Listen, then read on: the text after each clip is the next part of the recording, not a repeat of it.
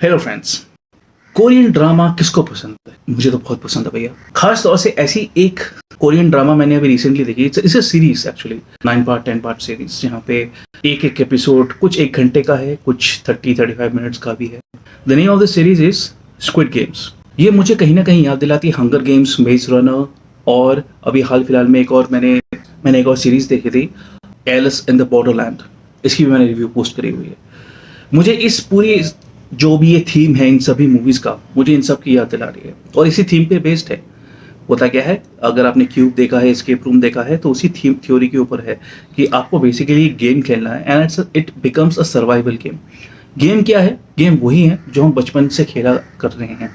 जैसे हम इंडिया के जो बच्चे रहे हैं, हम जब बच्चे थे तो हम क्या खेलते थे? कंचों से खेलते थे, हम छुपन छुपाई खेलते थे, पकड़म पकड़ाई खेलते थे, गैलरी खेलते थे और चेन चेन खेलते थे। बहुत सारी ऐसी चीज़ें हैं जो हम खेला करते थे शाम को बच्चों के बीच।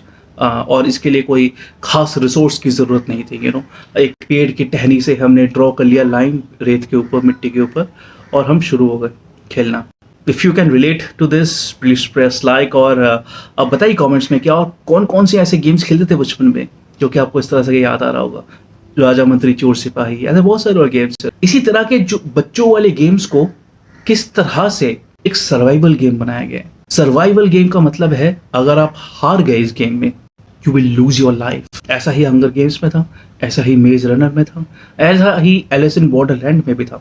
ऑल्दो एलिस इन बॉर्डरलैंड के जो गेम्स थे दे वर क्वाइट मैच्योर, क्विजेस थे, पजल्स थे जहाँ पे दिमाग लगाना पड़ता है।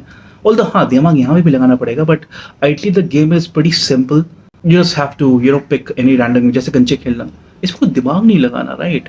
I mean it's a feel good and बच्चे भी खेल सकते हैं। इस तरह के गेम को किस तरह से एक सर्वाइवल गेम बनाया गया है। जैसे अब कंचों का गेम का एग्जांपल दे रहा हूँ, आप और मैं खेल रहे हैं, राइट? कंचों से अगर जो हार गया, मतलब जिसके पास कंचे एकदम ज़ीरो हो गए, सबके पास कंचे थे पहले, 10-10 कंचे थे स्टार्टिंग ऑफ द गेम्स, उसके बाद जिसके पास कंचे नहीं बचे वो हार गया। हार गया मतलब मर गया, इज डेड।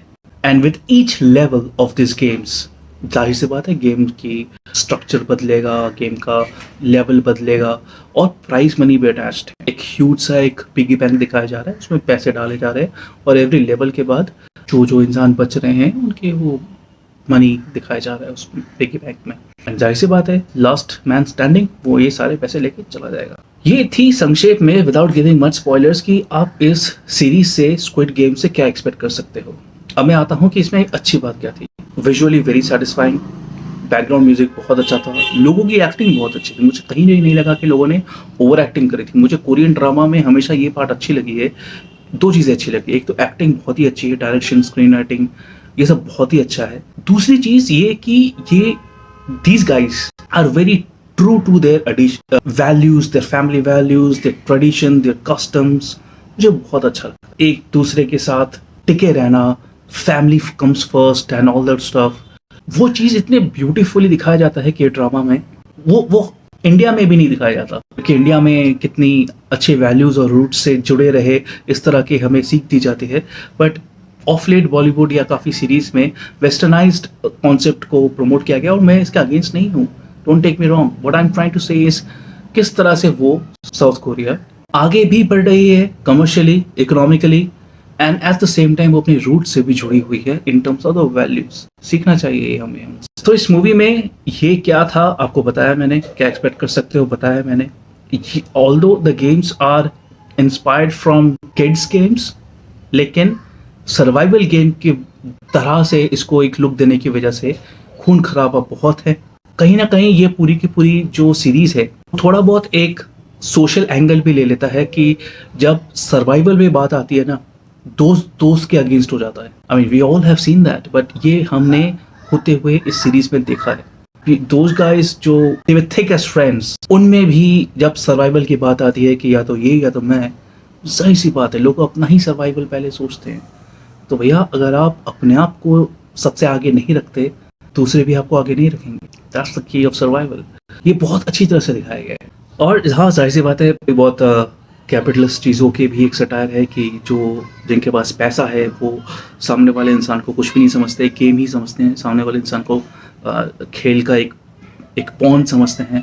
इन पे अगर पैसा लगाते भी है तो इट्स मोर लाइक किस तरह से आप रेस के घोड़ों पे आप पैसा लगाते हो, गैम्बल करते हो, आपको घोड़े से कोई मतलब नहीं है, वो जीत रहा है तो उससे मतलब है। सेम केस फिर यहाँ पे भी जो गेम्स हो रहे हैं इनमें सट्टे भी लग रहे हैं, और जो अमीर लोग हैं वो सट्टे भी लगा रहे हैं, बट उनको मतलब नहीं है कि सामने वाला बंदा वो खिलाड़ी क्या है, कैसा है, नहीं है, बस सट्टा लगाओ, that's all.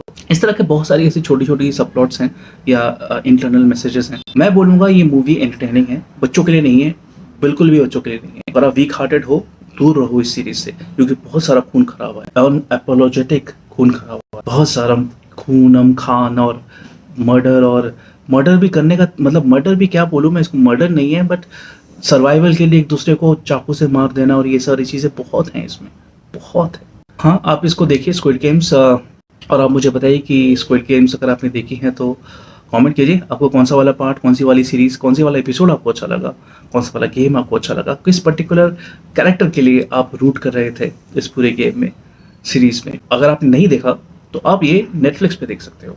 With this I close this review and I give this rating 3.5 out of 5। Decent है, एंटरटेनिंग है, माइंड ब्लोइंग मास्टरपीस तो नहीं बोलूँगा बट डिसेंटली एंटरटेनिंग है। इस तरह की मूवीज़ यूजुअली गिल्टी प्लेजर में आती हैं, बट बिकॉज इट्स अ के ड्रामा तो ये एक सोशल एंगल और फैमिली एंगल की वजह से मैं इसको आधा एक स्टार और एक्स्ट्रा दूंगा, तो 3.5-4 के पास मैं इसको आराम से दे सकता हूँ। 4 यूजुअली मैं उनको देता हूँ जो बहुत ही अच्छे होते हैं, तो इसलिए मैं 4 भी देना नहीं चाहता, बट मैं 3 से थोड़ा सा ज़्यादा देना चाहता हूँ, तो 3.5 के आसपास मैं रुक रहा हूँ। With this I close my review, like I said before. Like कीजिए अगर आपको मेरे बोलने का स्टाइल पसंद आ रहा है, अगर आपको मेरा रिव्यू देने का स्टाइल पसंद आ रहा है।